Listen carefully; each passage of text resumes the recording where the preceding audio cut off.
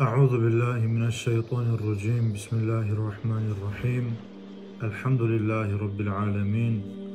الحمد لله الذي هدانا للإيمان والإسلام وشرفنا برسوله محمد عليه أفضل الصلاة والسلام. أما بعد، السلام عليكم ورحمة الله وبركاته. Peygamberimiz sallallahu aleyhi ve sellem hadisi var.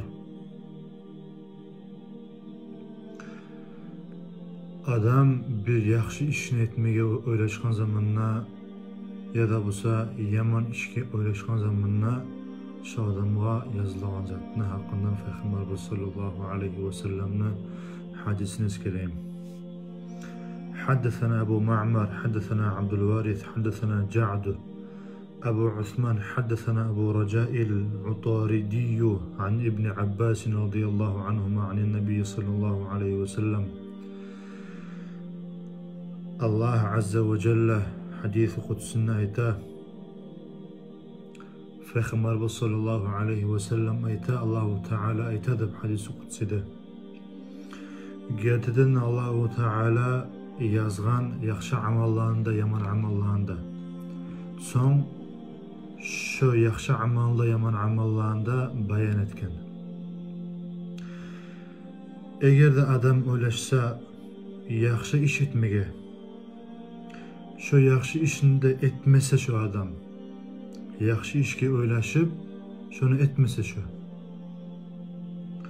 Allahu Teala özünün yağında bir yaxshi ish yazar, bir yaxshi ishni kamil qildi yazar. Eğer de adam o'ylashsa yaxshi zatni etmege, şunu da etse, Allahu Teala özünün aldığına ondan 700 yerli arttırıp yazar. Allahu Teala'nın neçik rahmeti ulu bizge bakkan yakta. Eğer de adam bir yaxshi ishga o'ylashib etmey qo'ysa, şunu Allahu Teala bir yaxshi ish yazar.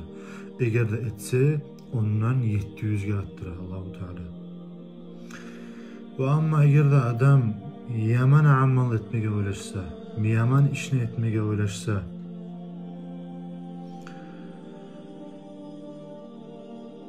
şunu da etmey qo'ysa adam, Allahu Teala özünün yağına bir yaxshi ish yazar. Eğer de adam yomon ishga o'ylashib, şunu da etmey qo'ysa, Allahu Teala bir yaxshi ish yazar. Ay adamın yomon tutgan niyatin adam etmey qo'ysa, şunu Allahu Teala bir yaxshi ish yazar. Ve amma adam şu yomon ishga o'ylashmada o'ylashib, şunu da etib qo'ysa, Allahu Teala bir yomon ish yazar. Göresiz Allahu Teala neçik rahmolu özünün kullarına bakkan yakta.